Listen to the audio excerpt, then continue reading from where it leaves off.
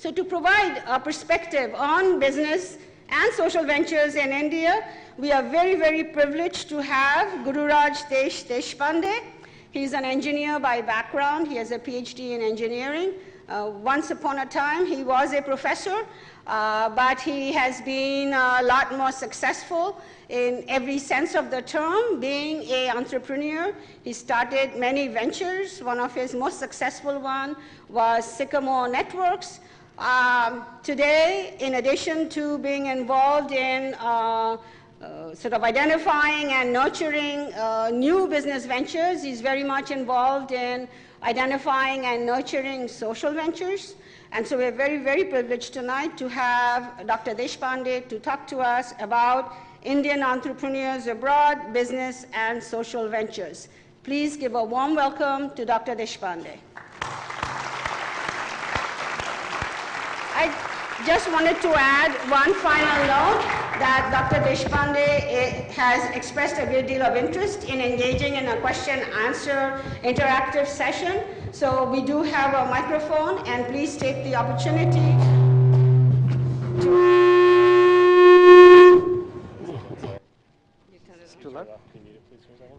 Please take the opportunity to come and ask him questions.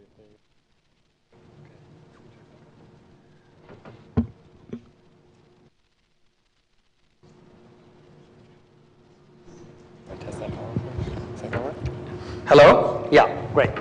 Thank you. Thank you, Ruby. So, It's over, we'll have the question. sure. Good evening. How are you all doing? Good. Well, you know, I had an opportunity to sort of walk around and greet some of you, and I see some people here who are experts in international business, who have been to 20 countries, some people who don't have passports. We have a very broad mix of people here. So what I'm going to do is I'm going to give you a little bit of a feel for India and what I have done and so on. But really, I really want to sort of engage in a conversation here. So please, think of questions and things that come to your mind. So I was born and brought up in India. I got my undergraduate degree in 1973. And by chance, we had a visiting professor from Canada who was in India, and he sort of said, hey, why don't you apply to these Canadian universities? And just based on his thing, I applied and got a scholarship. Frankly speaking, I didn't even know where Canada was. But this person said, hey, go out there and it'll broaden your horizon. You can always come back and do things here. And so based on his recommendation, I landed up in Canada in 1973. And then I got my master's, and then my professor decided to go to Australia on sabbatical for a year. So he said, hey, why don't you teach for a year? So I taught for a year. And I really liked teaching. And because I like teaching, you had to get a PhD. So I went and got a PhD from Queen's University in Canada, Kingston. That's also Kingston. It's Kingston, Ontario. And but then there was a twist in my career.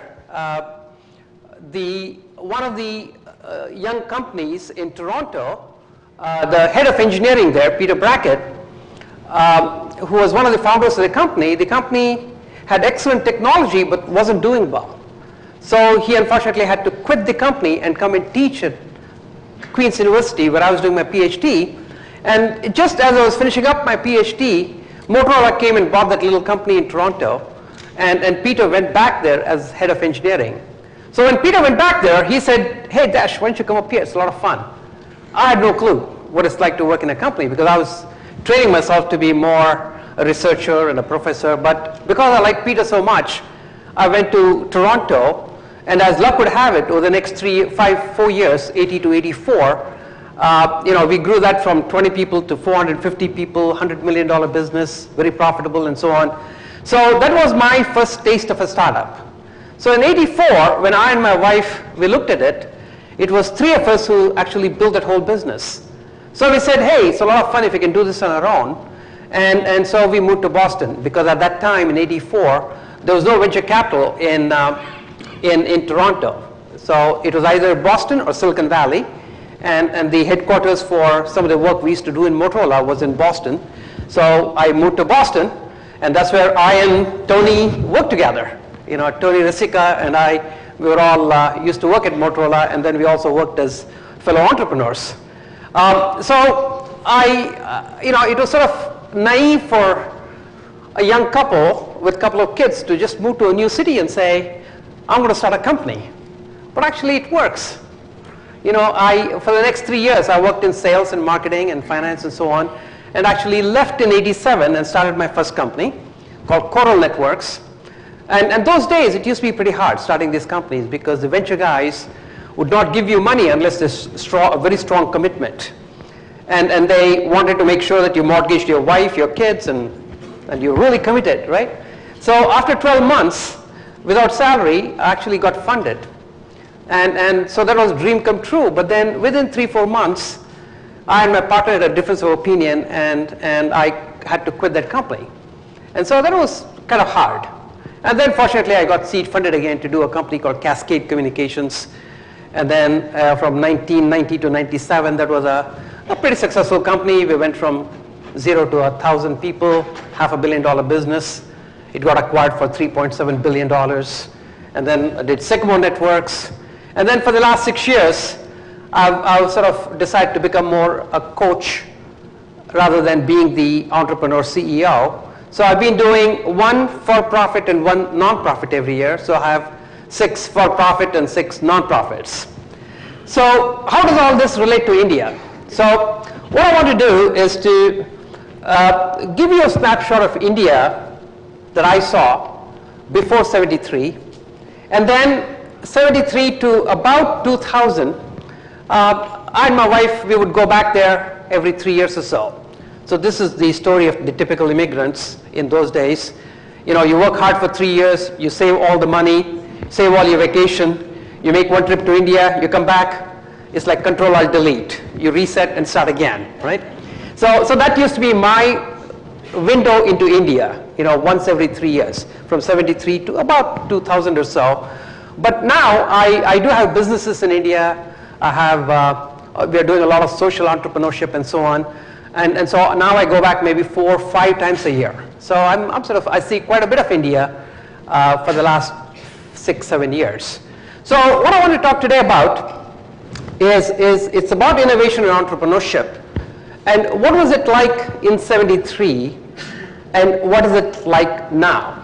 And what does that mean for United States? What does this mean for India, and what does India mean for this country? So when I left in 1973, I went to Indian Institute of Technology, one of the good schools. I majored in computer science, but I'd never seen a computer. So those of you in computer science know that if you're a computer scientist, you have to write programs. And when you write programs, you submit that to the computer, and the computer tells you whether your program works or not. But the way I was trained, because we didn't have a computer, the teacher would come to the class and say, you shall write a program to add these 5 digits or whatever. We actually would write the program on paper, give it to him. He would pretend like he's the computer and come back and say syntax error or something like that, right? And so that's the level of technology that India had in 70s.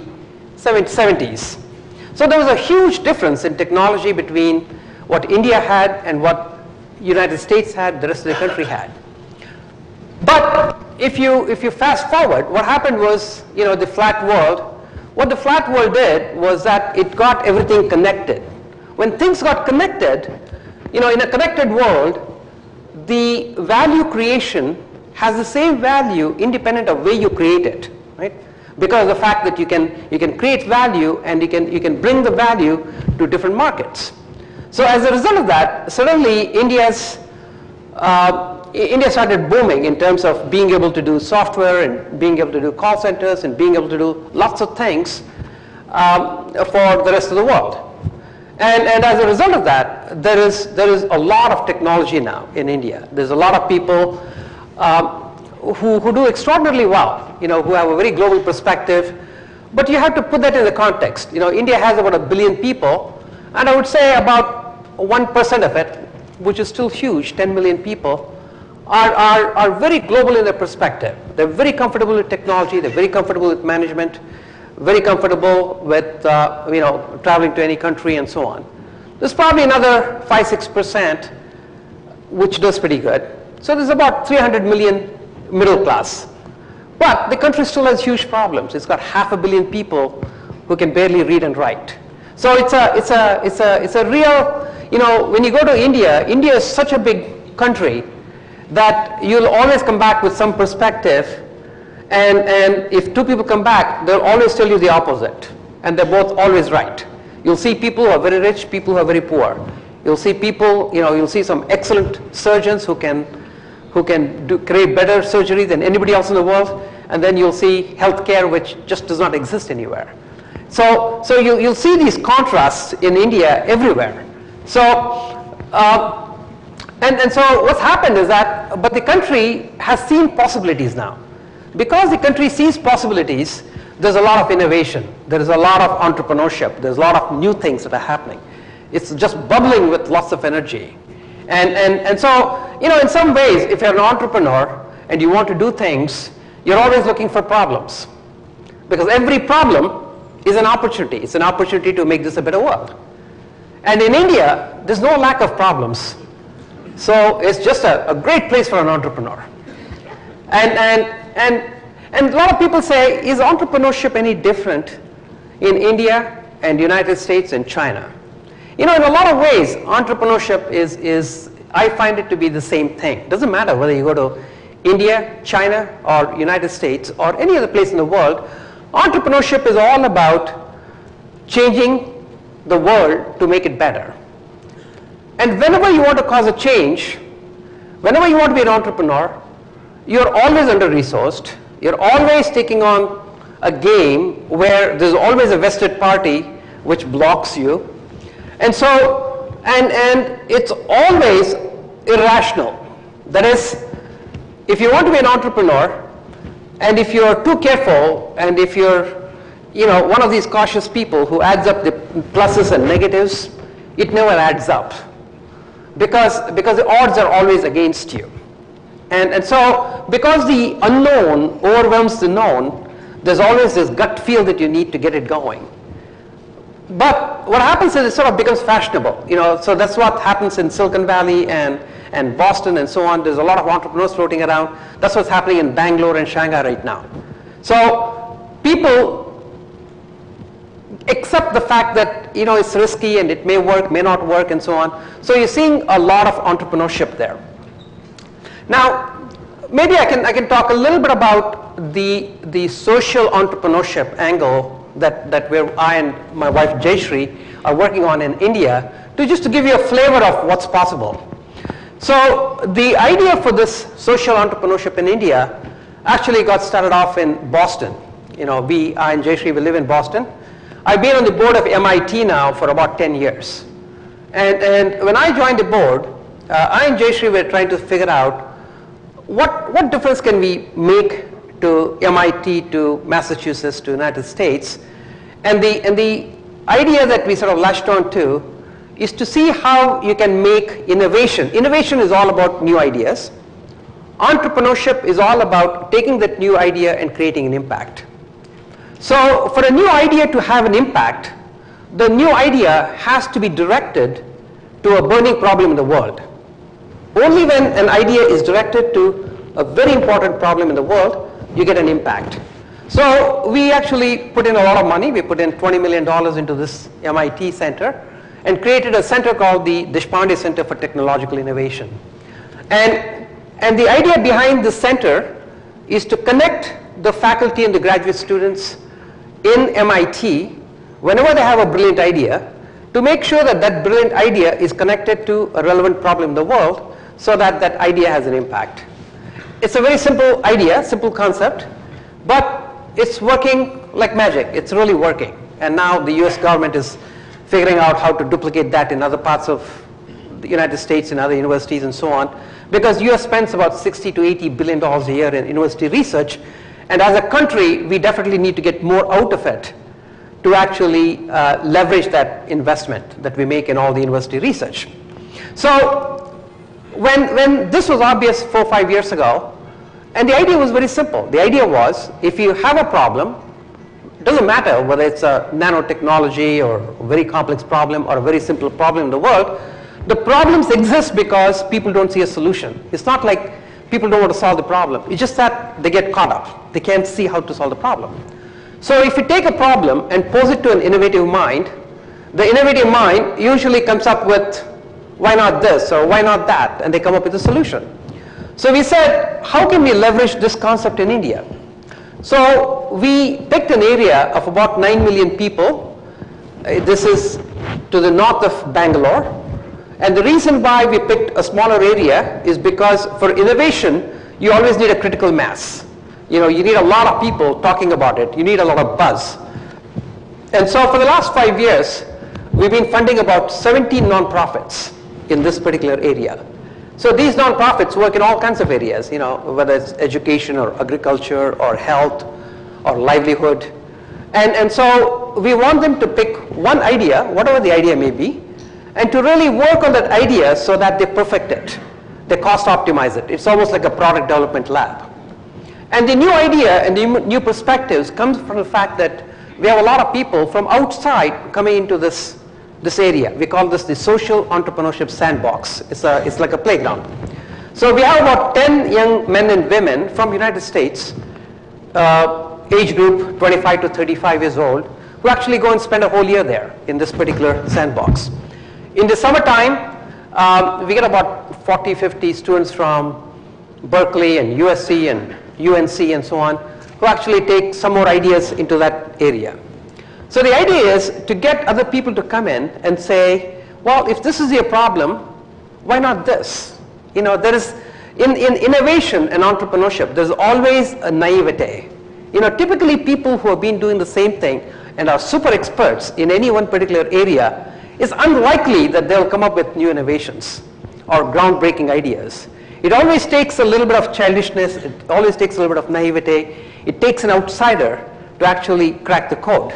So what's happened is in the last 5 years, we have this area where people are working on all kinds of simple problems, but there's a lot of excitement. And then we got the local students all excited. This year, within this local community, we have about 10,000 college students who are working on 2,500 projects. So the students, they form teams, groups of 4. They just go identify a problem in the society, and they just get their own resources and solve it. And so that becomes, number one, part of that innovations ecosystem, entrepreneurial ecosystem, and it gives a tremendous amount of confidence. It becomes a backbone of education. And so as a result of this, the idea is to get these 70 ideas to really perfect it, and once you perfect it, then you can duplicate it other parts of India, other parts of the world, and so on. So one of the first idea that actually matured out of this is one of the things called Akshaya Patra. It stands for a vessel that gives forever. It's actually a midday meal program.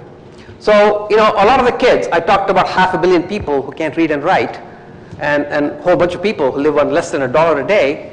Their kids actually come hungry to schools. And it's very hard to sort of learn with a hungry stomach.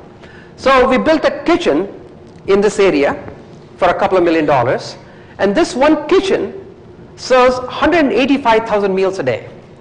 So they have the best supply chain management. They have the best procurement. They have the best accounting practices. They have excellent engineering. And so they start cooking at 2:30 in the morning. It takes about 200 people. It's almost like a refinery. It's like a factory. By 7:30, they'll cook the meal. And then it takes about 3-4 hours to load up all these trucks. And then the trucks take off. And then they go deliver the food to all these schools. They bring all the vessels back by 2:30, clean it up by 4:30, and then they get ready for next day again. So every day, from this one place, they serve 185,000 meals a day. And the meals cost 12 cents a meal. So for $28, you can actually feed a kid for the whole year. And this program actually works in collaboration with the government, because the government already provides half of that amount. And so $28 actually is enough to feed 2 kids, because the government gives the $14. And so the reason why this is possible is because of that thin layer of people that I talked about. You know, you have 1% of the people in India who have global perspective, who are good entrepreneurs, good engineers, they can scale, they have global perspective, they sit there and solve problems in New York or Japan or Tokyo or wherever. So when you combine that capability of being able to deal with very complex problems with these kind of very simple problems, it's like magic. It works. So after they solved this problem and they actually came up with a system where they can serve 185,000 hot meals. This is local cuisine, local produce, something that the kids really love. It's not like somebody designed it that the kids hate. This would be like a real treat. And so once we got this, then we had a goal of trying to duplicate this in other parts of India, and we wanted to hit 1 million kids by 2010. And actually we hit 1 million kids 4 months ago.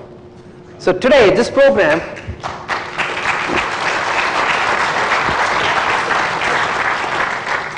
so, to me, India is now known for companies like Infosys and Wipro and Satyam and a lot of the software companies and everything else.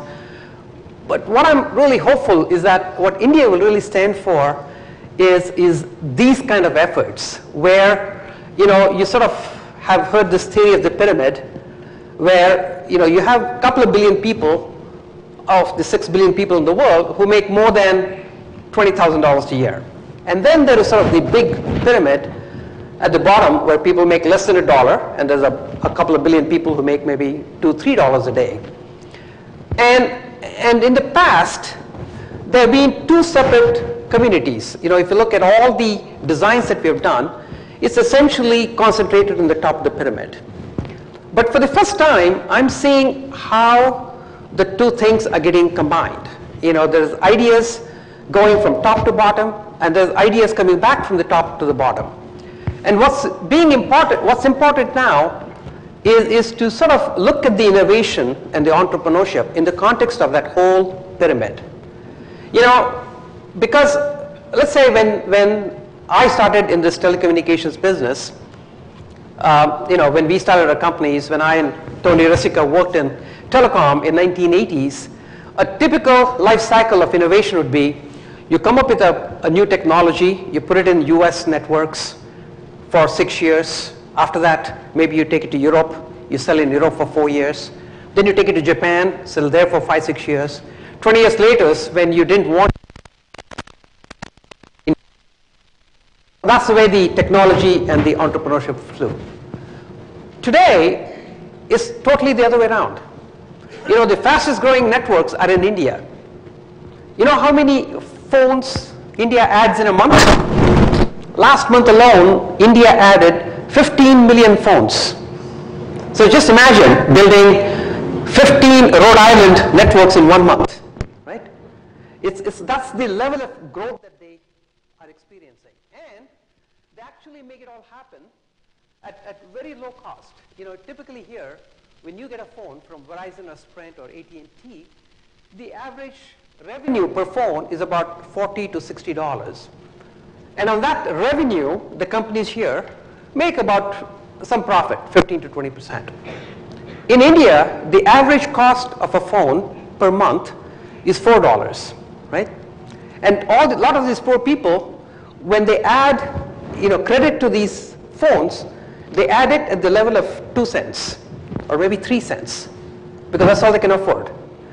But even at that micro transaction, telephone companies with innovation have figured out how to generate 20% bottom line on that small transaction, right? Now, so what's happening is that's real innovation. Innovation is all about how do you make something better, faster, and cheaper.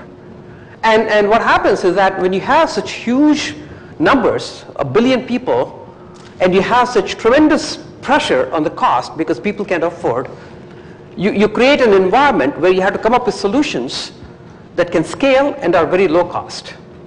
And when that pressure gets built up, this pressure was there in 73 when I left.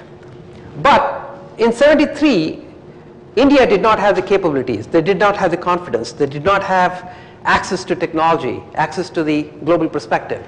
But today, in addition to this large numbers and the fact that they need to do everything at low cost, is now combined with this new level of confidence, new level of skill, new level of perspective.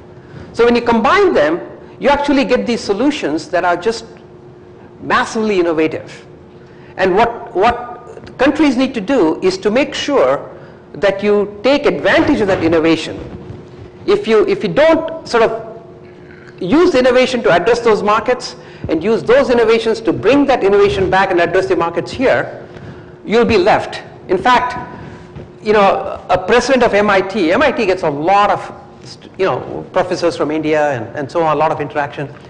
But a president of MIT had never been to India. So Susan Hockfield, who is the current president, I took her to India for a week, and we went and visited a lot of places. Part of the reason I wanted her to see it is because if MIT does not recognize what's going on in India and China, because let's say an engineer sitting at MIT, if he knows how to make something work at $60, and if he can make it work at $30, he thinks he's got it made, right? Because usually you bring cost down by half, you got it made. But if there's already a solution that works at $4, you're sitting in a bubble because you're not able to globally compete. And so I really wanted her to see the scale and the magnitude of what's going on in India. And so it was very exciting to see her reaction. And so I think there is a lot of innovation from here that still needs to go to India and China. But there's a lot of innovation in those countries that need to come back here. And I think the reason why you need this interaction is because it's only when people interact and you get exposed to these different markets and different cultures and different people is when you actually become innovative and entrepreneurial. I think somebody was just asking me as to why is it that so many people who come from India become entrepreneurs. I think it's not just India, it's any immigrant, anybody who comes from outside. To be entrepreneurial, to be innovative, you need a couple of things. Number one, you need to be able to see the assets that you have, the advantages that you have. And secondly, you need to be able to see what is it that you can make better. And if you come from outside, it's easier to see that. It's easier to see what can be different because you don't take everything for granted. And secondly, you also see all the advantages that you have to actually cause that change.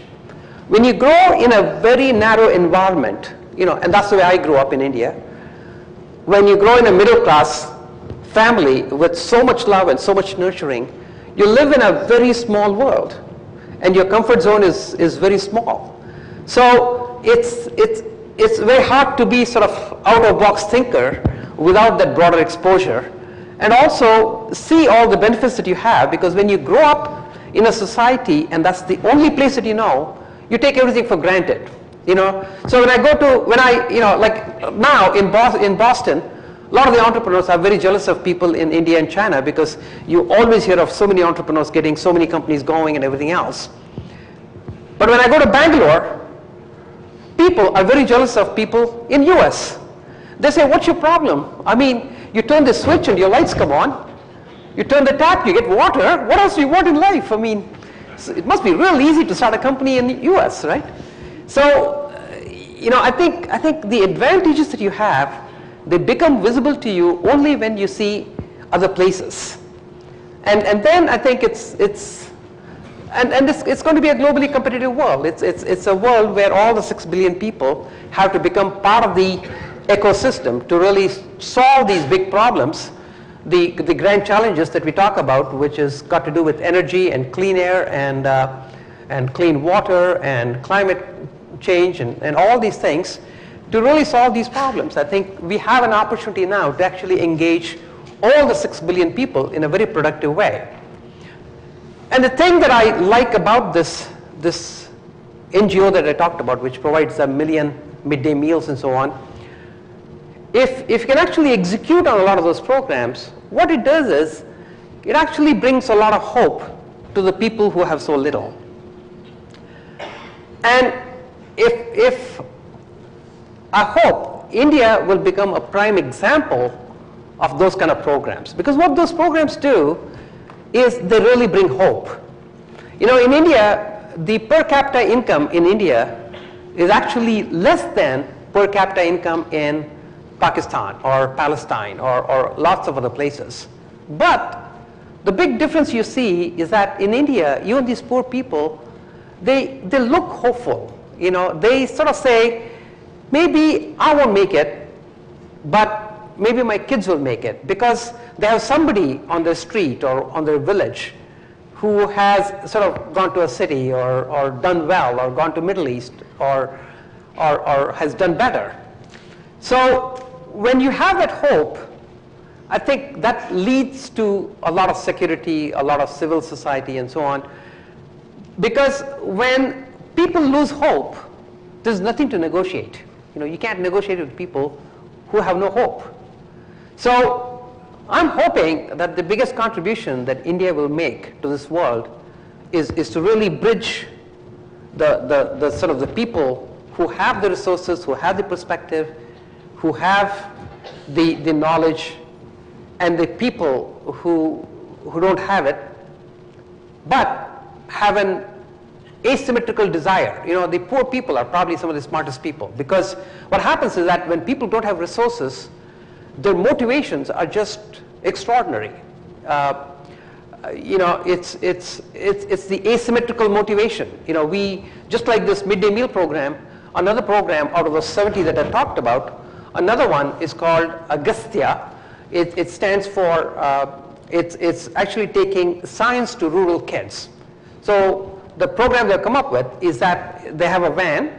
In the van, they have 150 science experiments. The van goes and parks in front of a school at 9 a.m. in the morning, and they stay there till 6 p.m. And initially, their problem, and what's exciting is that the teachers, you still have the same problem, you know, teachers union and all that kind of stuff. But it's amazing how excited the kids are to have the opportunity to actually get exposed to a lot of these science. And so the way this particular program cracked this teacher problem is that they found that in each of these schools, there's at least 5 kids who are very smart, who really get it. So what we do now is that in the summertime, we get 5 kids from each of these schools and do a summer camp, and when they go back, they become the best science teachers for the whole school, right? And last year, we did 350,000 kids. And so, and it's a scalable program, because now, you know, you can go to every school, you can identify the 5 smart kids, call them young scholars, you train them in the summertime, they go back, and then they become viral, because they can spread the word out. But when you take this thing to those people, the fact that they have such a level of interest is what makes it really exciting to bring some of these programs there. And so, so I think India can really become a great example of how you can actually combine the public, private, the sort of the modern management, modern techniques, global perspective, with the sort of the bottom of the pyramid, and come up with these programs. And in fact, and then you know, these models can spread everywhere. In fact, about 3 months ago, I went to Haiti. I went to Haiti with you know, Bill Clinton and Ban Ki-moon. I got to go in their Air Force One, all that stuff. You know, Bill Clinton does a program in Haiti, and they do a midday meal program that they're very proud of. But it's 1,000 kids, right? And so the program, the guy who runs the program had come to India to a conference that we do once a year, and he had seen this million kids program. So he wanted me to go with them to show them. So now we're working in Haiti to see if we can actually, you know, build a kitchen for 60, 70,000 meals a day, which pretty much covers every school and all the hospitals in Haiti. So if you can actually engineer these solutions, these innovations, and get the entrepreneurs in local places to actually implement them, I think that's the real way to solve all these problems. You know, I think whether it's hunger or climate change or clean air or water, I think we just need new innovations and massively entrepreneurial societies to actually take them on. And I'm very hopeful that India can become a great example for what it can be. So with those comments, I'm going to open the floor for questions, and hopefully we'll have a lively discussion.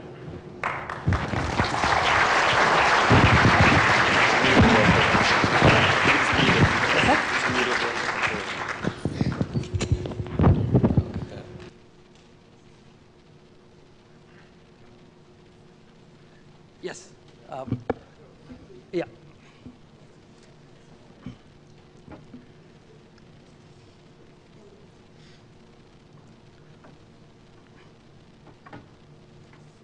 Well, okay. Richard, just 1 minute, Richard. Yeah. Which,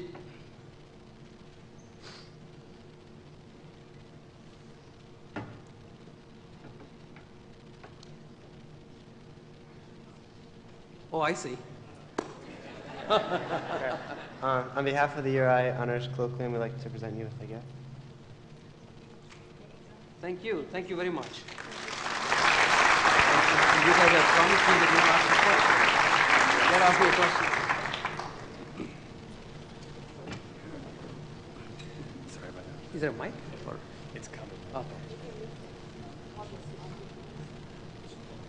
Richard, you want to come here and ask a question from this mic? Yeah. Well, in addition to asking the question, you can answer it as well. Yeah, I've been involved with the Turks on an international project which was limited by my inability to take a tax credit for my in-kind donations, rather considerable part of my library. So it's gone. Now I realize that I make a decision, I lose the tax deduction. Now, and I see this throughout the world. It is time that the world get a standard contribution where you can give to any country in the world, from India to the United States. If we had that type of a tax treaty in which, obviously there's going to be limits, but if we had that, you would see a lot more direct contributions. Yes, you can make very indirect contribution from here to there to there, but if we had a world tax code which allowed a tax credit for any in-kind or cash donation, we would be a much better world. Absolutely. Couldn't agree with you more, because it's only when you bring different minds and different resources together that you can actually make these things happen. In the last maybe 10 years or so that we've been working with, we are sort of seeing the friction go down, but it's still a long way from where you want it to be. But we've had a lot of situations where we've had people from India donate money here to improve the education systems here and so on, and then people from here being able to send money. There are organizations like Give to Asia and so on, which actually do the expenditure accounting and so on and make it possible for people to get money back and forth. But I agree with you, it's still very cumbersome. So, yes?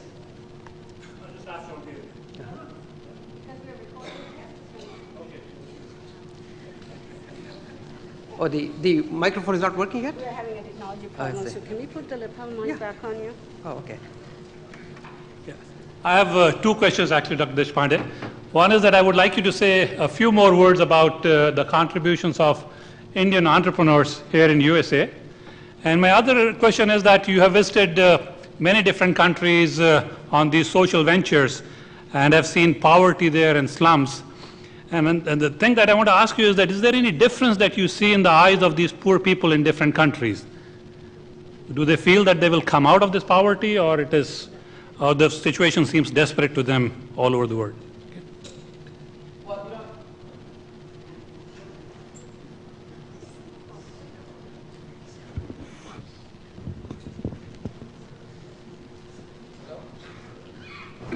Hello? Hello? Yeah, okay. Well, anybody who wants to ask questions, maybe can start coming here.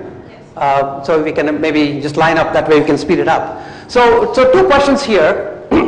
The immigrants making contributions here. In fact, like Google, Google founder is a guy from Russia who came from Russia and started a company here. Similarly, there's a lot of, about 1/3 of the startups actually in US have either an Indian entrepreneur or a founder. And I think when you start these companies can create magic. And it's interesting how you can do them only in the United States. Let me give you an example of a company that I started 7 years ago. It's called A123 Systems. How many of you have heard about A123? A few hands here. So this is a battery company. Technology came out of MIT. It's lithium-ion technology. We have in Boston, we have 70 PhDs, about 200 masters, about 500 people. So it's a very highly technical company. We have about 1,000 people in China, about 500 in Korea. And what this battery does is that it's very lightweight, very powerful. You can charge it very quickly and discharge it very quickly. As a result of that, you can now so we sort of sell these products in 3 different markets. Power tools, so the commercial power tools now, Black & Decker sells these tools where this saw, actually commercial saw, cuts 30% faster than what you get when you plug it in the power. So the tools are very powerful. We sell them in all the electrification of the transportation business. So we think that this business is going to be a $20 billion battery business, and in a few years we should be able to get 5 to 10% of the transportation systems off the gas into the electric grid. So right now we run a lot of buses in New York. We are currently designing all kinds of cars, electric vehicles, and so on. And the third piece is the electric grid. So we put all these batteries together, and then you connect them to the grid. You take an 18-wheeler, put about 3,000 batteries, you connect it to the grid, and you get through the ups and downs so that you don't have to fire up the thermal power plants and pollute the environment. The company is, we just went public 2 weeks ago on NASDAQ, raised about $400 million. Before that, we had raised about $350 million. So we have raised over $1 billion plus. So the ability to raise that kind of money, $1 billion plus money, ability to hire all kinds of talents from all over the world, because when you're trying to do something like this and suddenly you say, well, I need the best polymer chemist in the world, you have to be able to go and find them wherever they are and bring them in.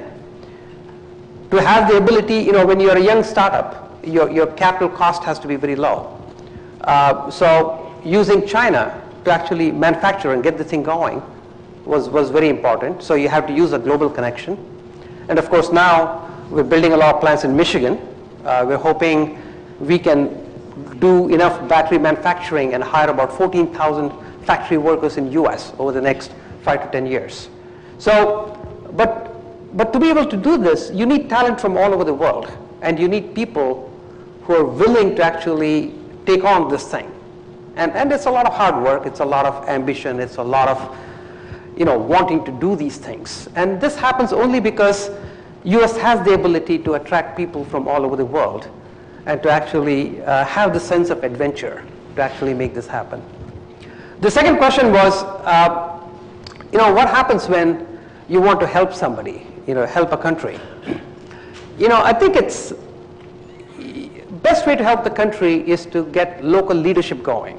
I think, for example, United States has a lot of programs and a lot of money that they're spending in Africa.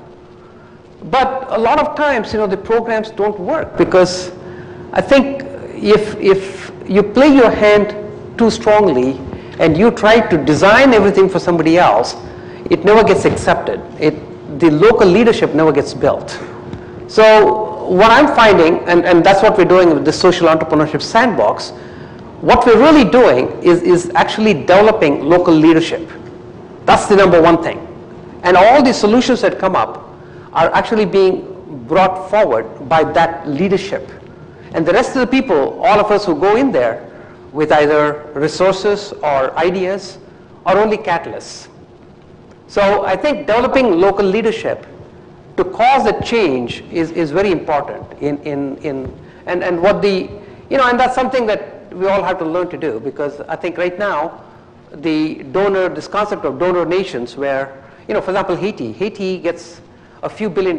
They have 10,000 soldiers from foreign countries trying to maintain the security and do all the programs. But in some ways, 9 million people getting bombarded with all this money and external input sort of takes away the local initiative.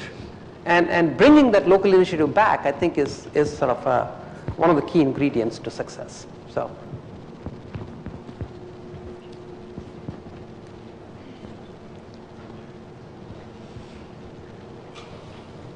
My question is sort of related to what you just said. How are you going to get the money to the social entrepreneurs? Like now, would it flow through the governments to the entrepreneurs? Because I know there are some government programs that aren't too efficient and the money might not get used as effectively. So what's your idea about getting money from? How to do it? Yeah. So I think the social entrepreneurship, any entrepreneurship always starts by ability to see how you can make it a better world. So either you come up with a new product and you say this is going to improve productivity or whatever it is. Similarly, in social entrepreneurship, any intervention that you bring forward, you bring it forward because either the government isn't able to efficiently implement the program or the free market economy doesn't offer the solution. If it's a government program that isn't efficient, then the role of the social entrepreneurship is to inject innovation into that system and then work together with the government and then bring that innovation to the government program. So for example, this midday meal, the Supreme Court of India mandated a midday meal. So the state government and the federal government together, they allocate about 7 cents a meal. But within that 7 cents, what happens is that they aren't able to figure out how to actually implement the program. So it gets mismanaged. There's a lot of corruption, there's a lot of, the teacher is supposed to cook in the corner of the classroom and teach and feed the kids, and it's just mismanaged, right? I mean, that can be done. So what this organization has managed to do is to show the government that maybe we haven't quite figured out how to do it for 7 cents, but we can do it for 12 cents, and we can scale it, right? So, and the difference between 7 and 5 is where we raise money privately. But my hope is that over the course of time, as the Indian economy grows at 9%, that the 7 cents will go to 9 to 11 to 12 over the next n number of years. And then the government is pretty much funding the whole program.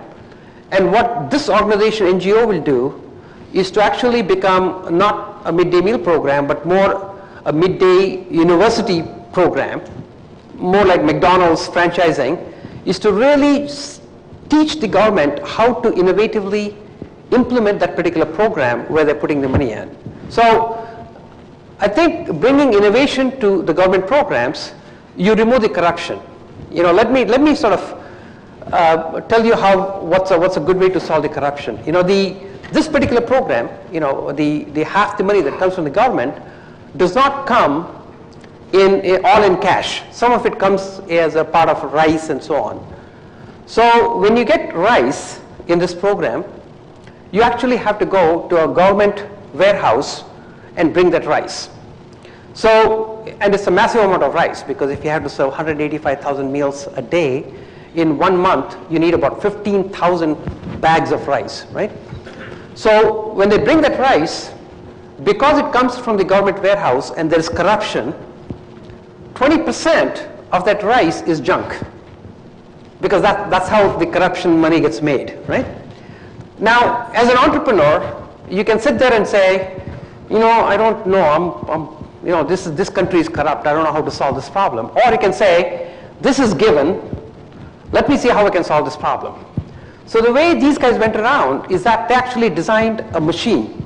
So they bring 15,000 bags of rice, they open it and throw it into this machine, huge machine. So the first part of the machine is a big magnet, and it sucks out all the nails and all the metal pieces that these guys add. Second one takes out all the big stones. Third one takes out little stones. Fourth part of it takes out broken rice. And ultimately you get this beautiful clean rice which gets stored in a silo that can hold rice for a whole month's supply. And so you get a lot of this junk out of this rice, and mechanically you remove it out. Now, and the beauty of this program is that these guys tell you this story with a smile on their face, and they say, this guy who actually gives them the rice from the warehouse has the guts to come back and say, can I buy all the junk back? So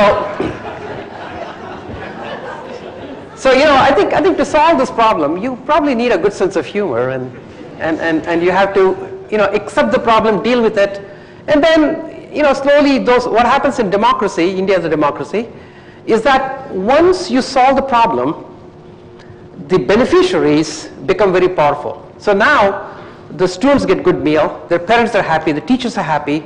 So now suddenly all the politicians are all inviting this particular organization to come to their area.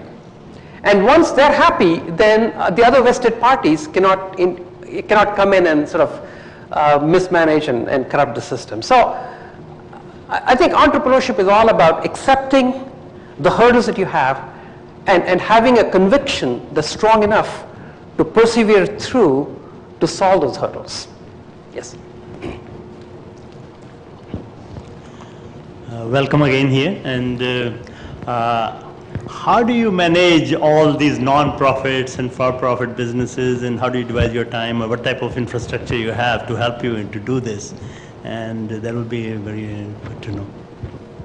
When I was a young man and Tony was a young man, we all used to be entrepreneurs. We used to do 17 hours a day, 7 days a week, and used to have a lot of fun, and used to be very thankful to people who made that opportunity open to us.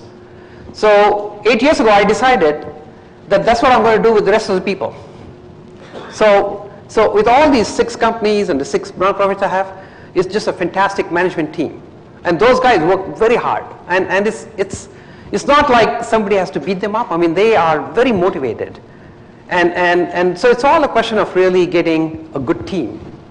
And then it's very easy to manage because you're not policing them. If there's an issue, they call you up and say, hey, Dash, what do you think? This is the problem. What do we do here? And it's very consultative, and it's exciting. So, I think constantly you're always looking for that leverage. So the leverage I look for now is people. And so when you have a great leader and a great team, and then underneath them you may have thousands of people, but it's amazing to see what a motivated group of people who are empowered can do. And so my job now is to sort of be that coach, not necessarily hit the home run, let them hit the home run, but I'm just there to facilitate and sort of be there to cheer them up. So I mean, and it works nicely for me. So.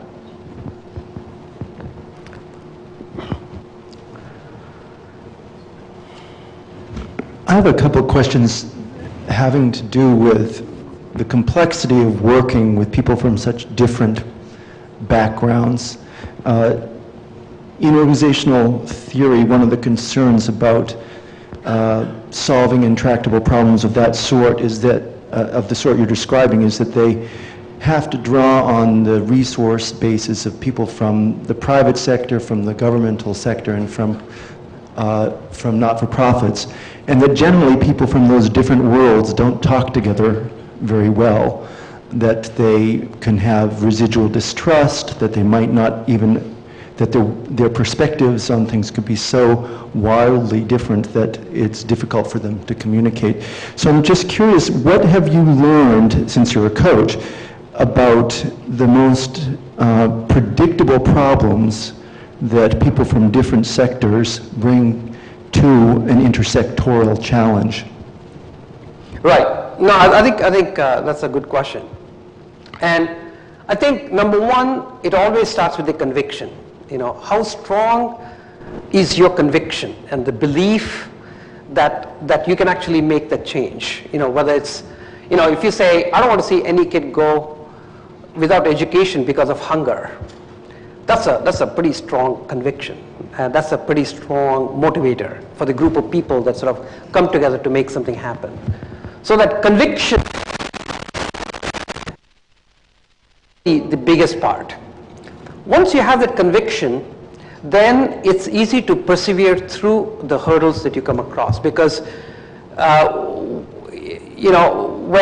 roadblocks come, you persevere because you are so committed to that particular cause that you just go through that. And the other thing is, I think most of these people who can make these big things happen are people who are somewhat naive and very optimistic, right?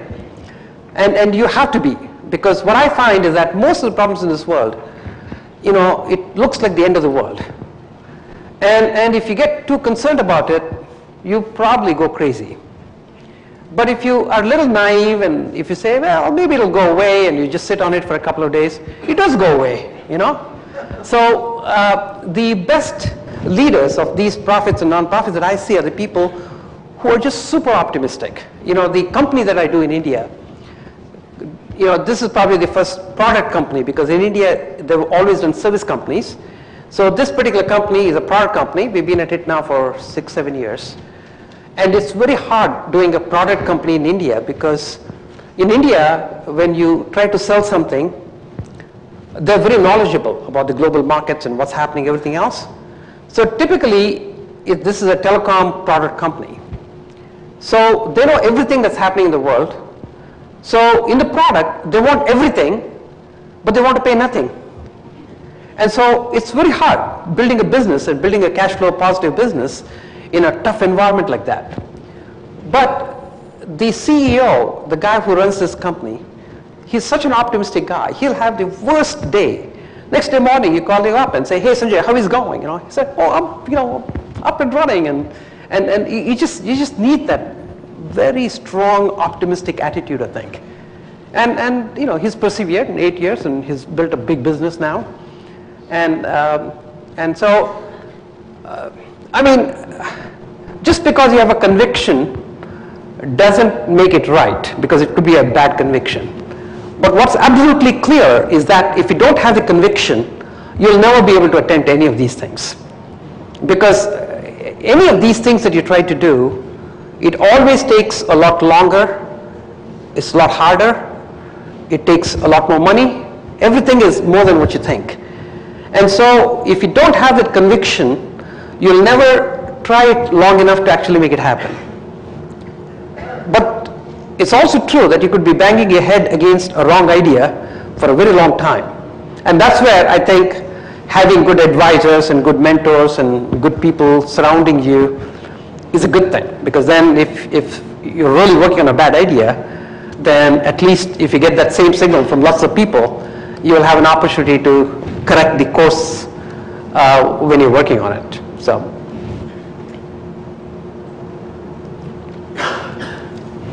Yes? Sort of penned in here. Could you talk about energy efficiency, sustainability, probably dovetailed with some of your programs, and anything along that line? Right. I'll just repeat the question. The question is about efficiency and sustainability.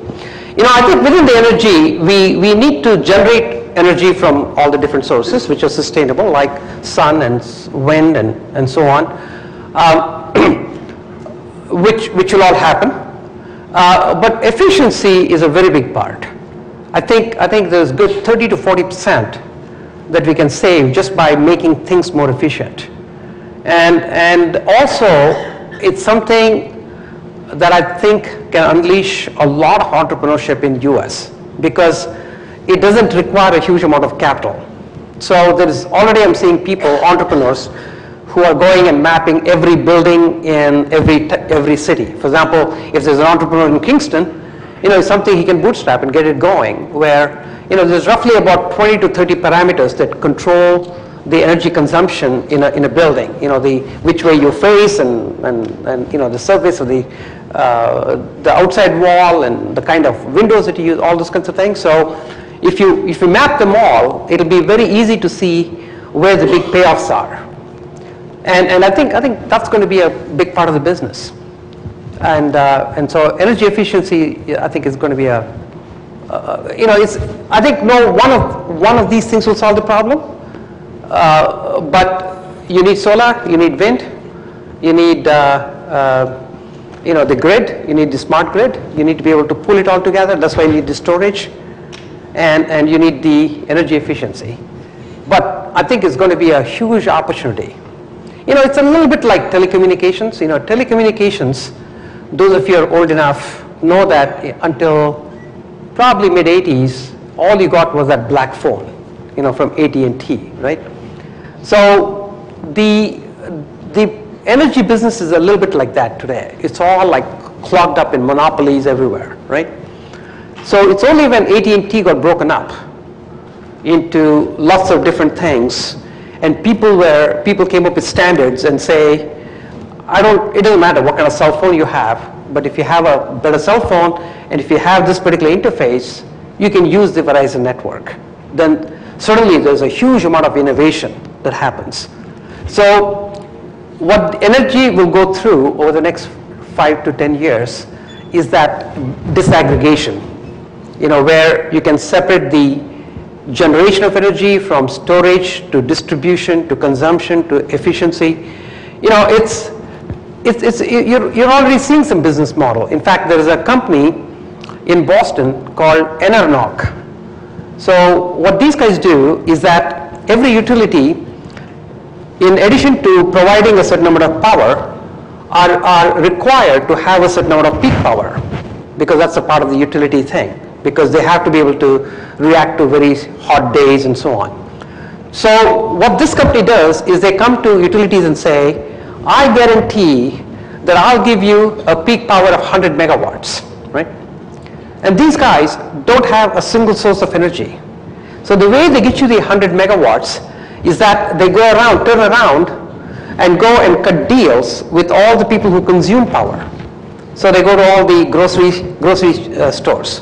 For example, grocery stores, when you freeze the freezers, you can actually shut down the freezer for 4 hours, and it's perfectly fine. Nothing goes wrong, right? So they go to a lot of these places where you can actually shut down the power, and so they have a big sort of network operating kind of a system where they're just constantly monitoring the demand and the supply. So when the demand starts going up, they call all the people that they have deals with, and they start shutting it down. And they actually give them the extra power that the utilities need without ever having built another generator. And so they make money of that, and then they go back and cut a check to the people that actually allow them to shut the power. So that's a great business model of how you can make better use of what you already have. And so there's going to be a lot of new business models that will come out of that by better understanding the regulatory policies and innovative ideas. So I'm very optimistic that US will come up with a lot of very innovative ways of saving energy.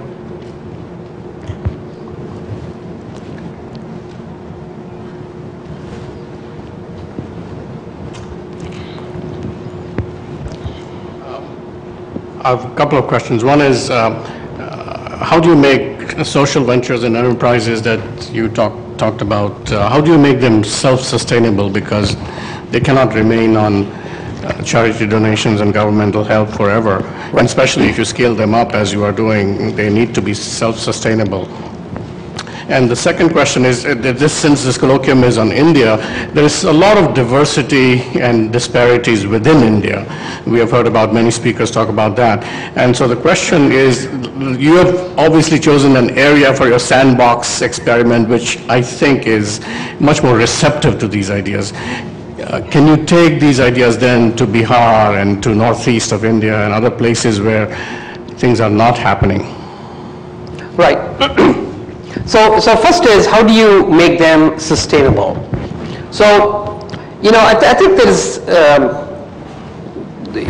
I've been thinking a lot about the for-profit and non-profit, right?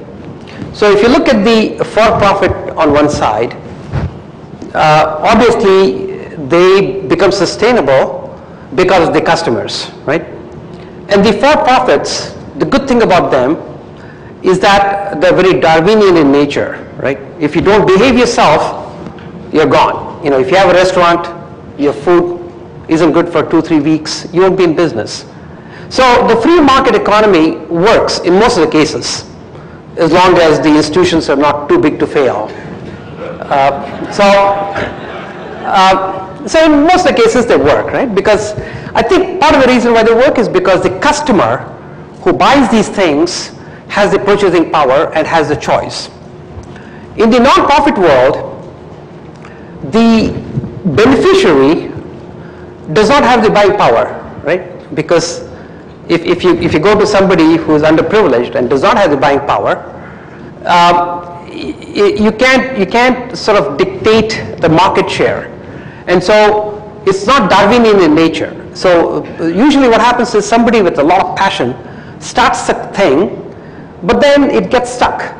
And as a result of that, what happens is that you get all these nonprofits that are all over the place that never die. Do you guys know how many nonprofits are there in the US? US has over 1 million nonprofits, right? India has over 1 million nonprofits. In US, the nonprofit sector is about $300 billion a year. So I would say probably 90% of them don't perform. But there isn't a way to sort of get rid of them, right? To end them, because the beneficiaries don't have the ability to go different places.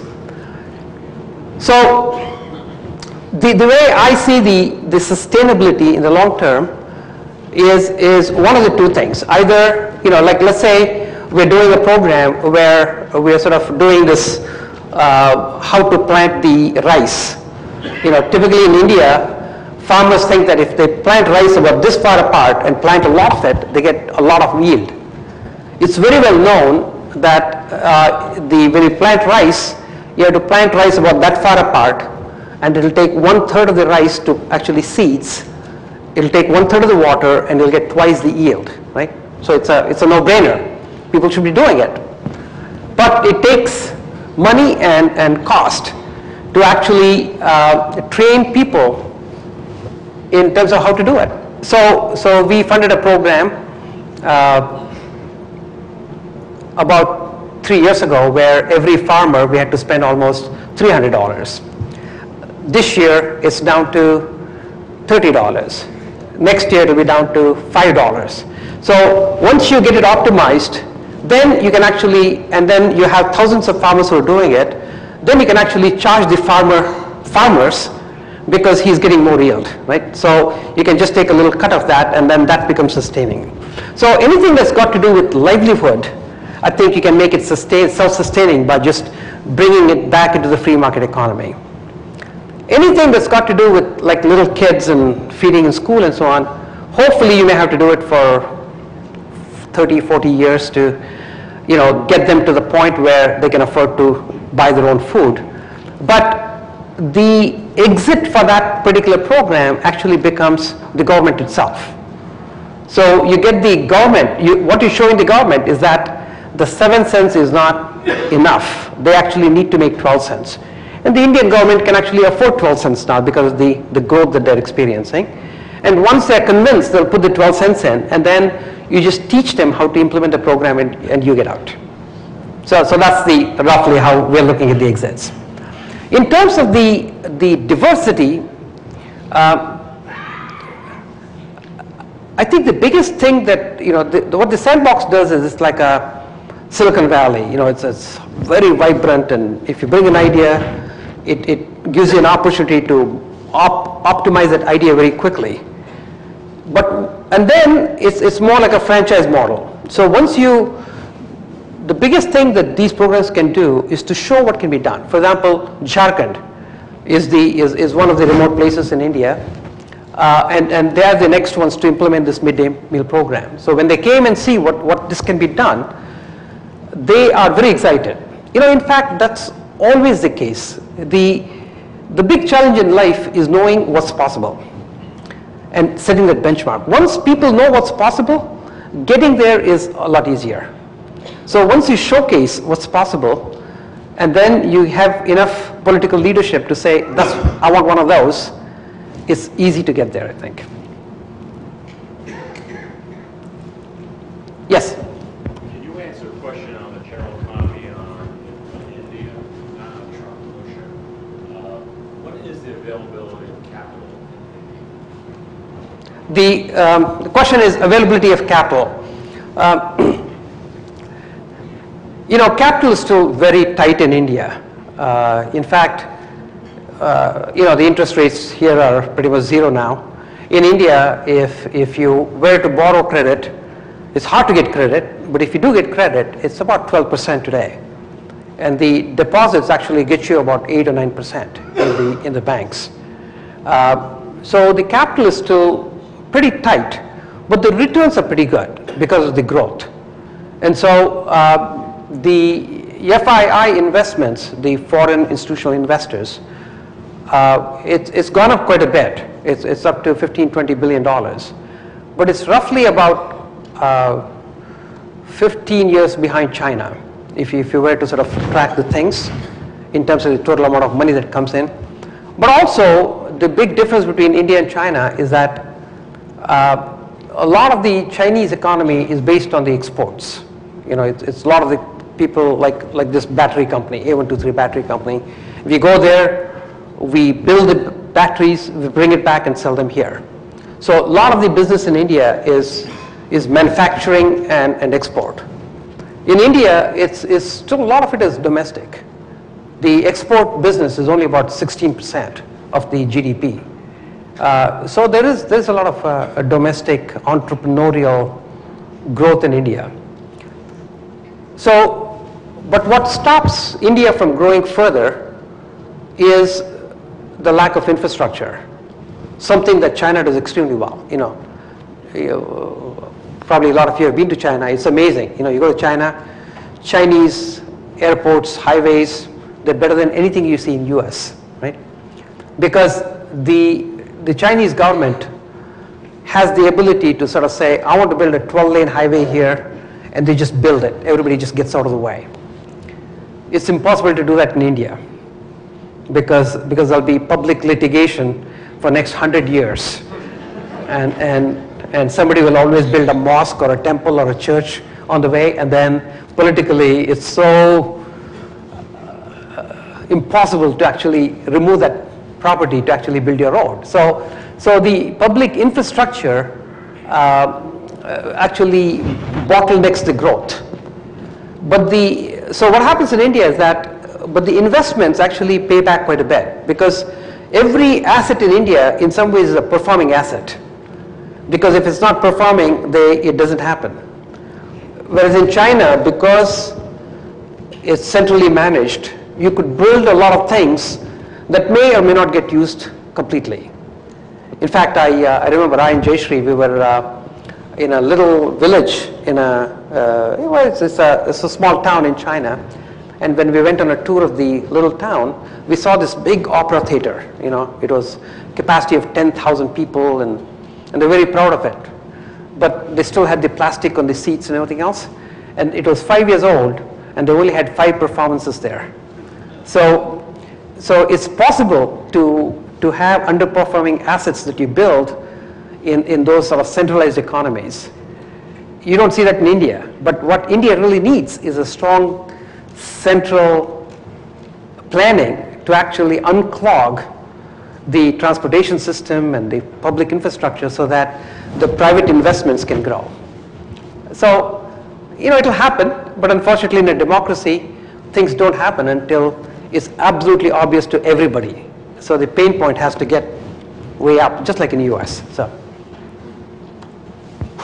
yes? I just have a question. The food in the United States, because of the recession or depression we're in, has been so anti-capitalist in the last year, and will probably continue to be for the next future. The anti-immigration movement, and the fact that now all of the burden for paying for everything is kind of shifting towards the rich, and so that how is this going to in the future, do you think, play out towards entrepreneurship in the United States? Because entrepreneurs are also mobile, and they can go to India, they can go to China, they can go to other countries and create product, and they don't have to stay here. So I don't mean like tomorrow or next year. I'm talking in another generation. You see a real shift of this entrepreneur environment shifting to another part of the world? Yeah. So the question is the current environment where is not very friendly to entrepreneurs and people coming from outside, how will that impact? In fact, I think it's something that you're beginning to see now, quite a bit in US. And in fact, it's the universities, all the university professors and the provost and the president have to take a stand and fight for it, I think. And Susan Hockfield at MIT, she just wrote an article for Wall Street just last week talking about this. Because what's happening is that, in 70s when I came, if I wanted to be an entrepreneur, I didn't have a choice. So it didn't matter how hard you made it. I would say, let me give it a little bit more try to stay back here and actually do something. Like you say, that's not true anymore. It's entrepreneurial opportunities in China, India, and lots of other places. So if you make it hard, people automatically just go back and do things there. And all the job opportunities, all the job creations are always in new enterprises in any economy. In fact, in US, if you look at your Fortune 500 companies, within 10, 15, 20 years, there'll be very few left. So it's always new things that come up that grow, right? You need that new thing, particularly in an economy where the standard of living is so high. You have to come up with new ways of doing things. And so the US economy needs a lot of innovation, a lot of entrepreneurship. And if we become protectionist and not allow those new ideas and new entrepreneurs to come in, then, or even worse, bring all the smart people here, train them, and as soon as they're trained, push them back, they'll become the best entrepreneurs to the place where they go back. And so I think we need to somehow make sure that we nurture and keep that asset, which is sort of the real asset of the United States. I mean, the United States is probably the best country in the world which welcomes immigrants and people from outside and nurtures the talent and really welcomes them and makes them feel a part of the whole culture. And we can't afford to lose that. So it's going to be very important to make sure that we don't lose that. And I think a lot of that university, I think, does come back, a lot of that responsibility does come back to universities, because a lot of the immigrants and entrepreneurs come through universities. So university presidents and leaders of the universities should stand up and make sure that they're heard. We have the provost here. Do you want to comment?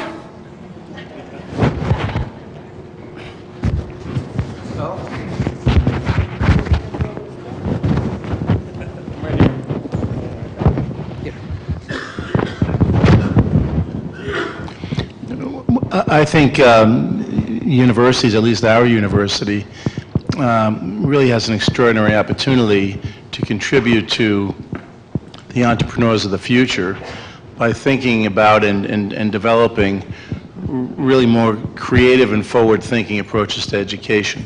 That's the first role we have to play.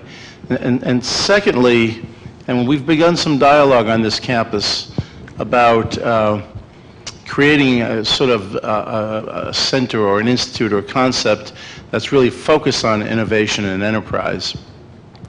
Some of the best work we do in universities as thinkers and as scholars and those that discover new ideas are often not the best people to learn how to put those into practice.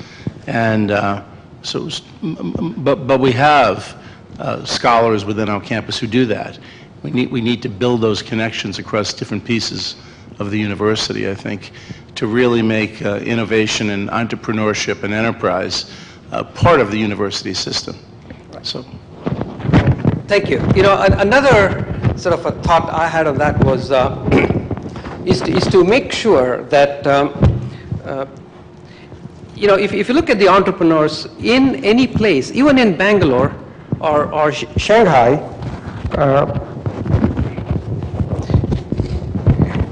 A lot of those entrepreneurs are the people who went outside and came back. So good entrepreneurs are always the ones that go away somewhere else and come back. So there's no reason as to why we shouldn't have students from University of Rhode Island. I know you already have an international program, but I met at least a few students, and I was telling them that they need to get their visa and passport right away. Because I think if people within here, if they go away, either India, China, or anywhere else, and get a little different perspective and come back, they actually become very good entrepreneurs. So it's not only getting new immigrants from other places, but it's also getting people from here to actually have that experience. In fact, in this social entrepreneurship sandbox that I talked about, we every year we get 10 people, young men and women, 25 to 35 years old, who come and spend a year. It's amazing to see the transformation in them after a year. They think differently, they're very innovative in the way they think, their ability to pursue things with very little resources is very high. So I think it's very important for people within US to become globally aware. And I'm very happy that University of Rhode Island is actually going way out of their way to have conversations like this to make everybody aware of what's happening outside. Because in some ways it becomes a disadvantage, because everybody else in the world knows everything about US. Because everybody, US is right there. But people in US don't know that much about other things, other countries. So it's very important for, I think, people within US to go outside, experience, and then come back, and then I think they become a lot more powerful entrepreneurs.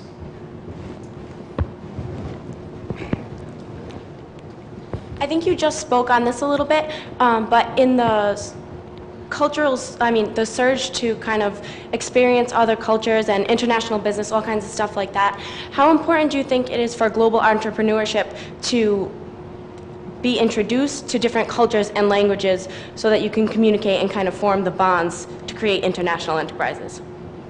Oh, I think it's, having a language skill is very important, because I think if you want to develop your true leadership, if you want to truly communicate with other people, you have to be able to transcend your own culture. It's not losing your identity. Just because you're fluent in another language or another culture, it doesn't mean you're selling out. It's your ability to transcend beyond your own identity. So I think it's very important. And if you can do it in one language, you typically develop your ability to do it even in areas where you don't know the language. In fact, it's very interesting. I used to live in Canada, and in Canada, when I was there used to be always a big fight between the English and the French, right?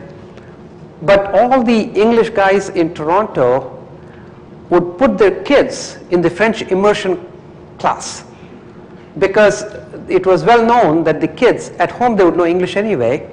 But in Toronto, if they went to French immersion course, I believe it's well known that as a young kid, if you learn multiple languages, your ability to compartmentalize knowledge and deal with lots of different things is very high. So even though politically they would make all these lectures against French, all their kids would be in French immersion course. So, well, it's 9 o'clock, and so thank you very much.